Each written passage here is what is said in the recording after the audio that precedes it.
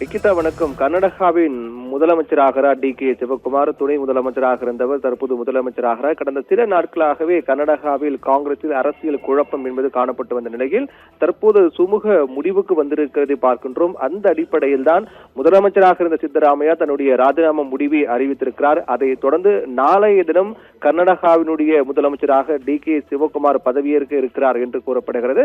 அதற்கு முன்னதாக அமைச்சரவை சகாக்களை அழைத்து தன்னுடைய வீட்டில் காலை உணவு அளித்தார் சித்தராமையா. அப்போது டி.கே. சிவகுமார் சித்தராமையா காலையில் விழுந்து ஆசீர்வாதம் வாங்கிய நிகழ்வுகள் தொடர்பான புகைப்படங்கள் எல்லாமே வெளியாகின.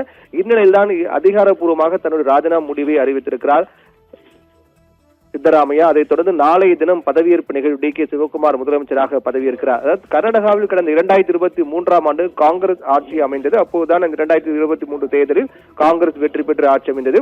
அப்போது முதலமைச்சர் பதவிக்கு அப்போது தொடக்கத்திலேயே மிகப்பெரிய குழப்பம் காணப்பட்டது. சித்தராமையாவா அல்லது கட்சியினுடைய மாநில தலைவர் டி.கே. சிவகுமாரா என்று இருவருக்கும் இடையான போட்டி என்பது காணப்பட்டது. அவர்கள் இரண்டு பேரிடமும் ஒரு வாரம் பேச்சுவார்த்தை நடத்திய காங்கிரஸ் மேலிடம் நீண்ட இழுபறிக்கு பிறகு சித்தராமையாவுக்கு முதலமைச்சர் பதவியை வழங்கியது 2023 தேர்தல் முடிந்தவுடன். அப்போதே டி.கே. சிவகுமாருடைய ஆதரவாளர்கள் அதிருப்தி அடைந்தார்கள். இருந்தாலும் அப்போது சித்தராமையா 2.5 ஆண்டுகள் நிறைவு செய்த பிறகு முதலமைச்சர் பதவி டி.கே. சிவகுமாருக்கு வழங்க முன்வர வேண்டும் என்று கட்சி மேலிடம் ரகசிய ஒப்பந்தம் போட்டதாக கூறப்படுது. அதாவது இது வெளிப்படையான ஆவணம் மூலமாக போடப்பட்ட ஒப்பந்தம் கிடையாது, பேச்சுவார்த்தை மூலமாக எடுக்கப்பட்ட ஒப்பந்தமாக பார்க்கப்பட்டது.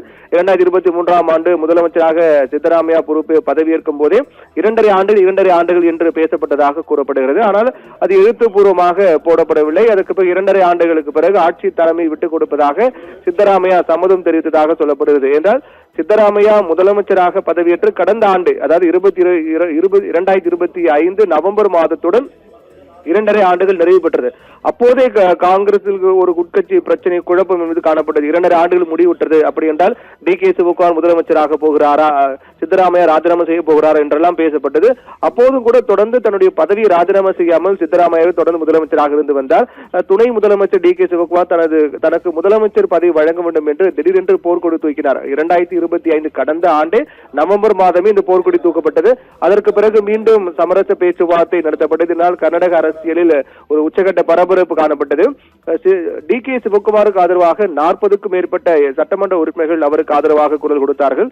முதலமைச்சர் பொறுப்பை மாற்ற வேண்டும், டி.கே. சிவகுமாரை கொண்டு வர வேண்டும் என்று அவருக்கு ஆதரவாக 40க்கும் மேற்பட்ட சட்டமன்ற உறுப்பினர்கள் குரல் கொடுத்தார்கள். இதன் காரணமாக தான் கட்சிக்கும் ஆட்சிக்கும் கடும் நெருக்கடி ஏற்பட்டது. அப்போது சித்தராமையா, டி.கே. சிவகுமார் ஆகியோர் மாறி மாறி வார்த்தை போரில் ஈடுபட தொடங்கினார்கள். இது இப்படியே சென்றால் அது கட்சியின் நலனுக்கு எதிராக அமைந்துவிடும் என்பதை கருதி கொண்டு அடுத்த கட்டமாக என்ன நடக்கும் என்ற எதிர்பார்ப்பு ஏற்பட்டது. அப்போதுதான் மேலும் தீர்மானிக்கும் வரை பொறுமை காக்கும்படி டி.கே. சிவகுமாருக்கு டெல்லி மேலிடம், காங்கிரஸ் மேலிடம் உத்தரவிட்டார்கள். அதற்கு பிறகு அவர் தன்னுடைய முடிவை தற்காலிகமாக கைவிட்டு அப்போது மீண்டும் அமைதி நிலைக்கு அவர் திரும்பினார். இந்த நிலையில்தான் 26ஆம் தேதியா நேற்று முன்தினம் டெல்லி வரும்படி காங்கிரஸ் மேலிடம் சித்தராமையா டி.கே. சிவகுமாருக்கு அழைப்பு விடுத்தது. இதை ஏற்று அவர்கள் 2 பேரும் நேற்று முன்தினம், அதாவது 26ஆம் தேதி அன்று 2 நாட்களுக்கு முன்பாக டெல்லி சென்றார்கள். அப்போது டெல்லி இருக்கக்கூடிய காங்கிரஸ் அலுவலகத்தில் ராகுல் காந்தியை முதலமைச்சர் சித்தராமையா மற்றும் டி.கே. சிவகுமார் ஆகியோர் தனித்தனியாக சந்தித்து பேசினார்கள். அதாவது இந்த சந்திப்பின் போது ஏற்கனவே போடப்பட்ட ஒப்பந்தத்தின்படி முதலமைச்சர் பதவியை ராஜினாமா செய்ய வேண்டும் என்று ராகுல் காந்தி கேட்டுக்கொண்டதாக தெரிகிறது. இதை ஏற்றுதான் முதலமைச்சர் பதவியை ராஜினாமா செய்ய சித்தராமையா முடிவு செய்தார். அப்போதே ராகுல் காந்தியும் அதை வலியுறுத்தினார். அதாவது ஏற்கனவே நாம் பேசினபடி 2 ஆண்டுகளுக்கு பிறகு நீங்கள் டி.கே. சிவகுமாருக்கு முதலமைச்சர் பொறுப்பு வழங்க வேண்டும் என்று, அதன் அடிப்படையில் நீங்கள் பதவி விலக வேண்டும் என்று ராகுல் காந்தி கேட்டுக்கொண்டதாக கூறப்படுகிறது.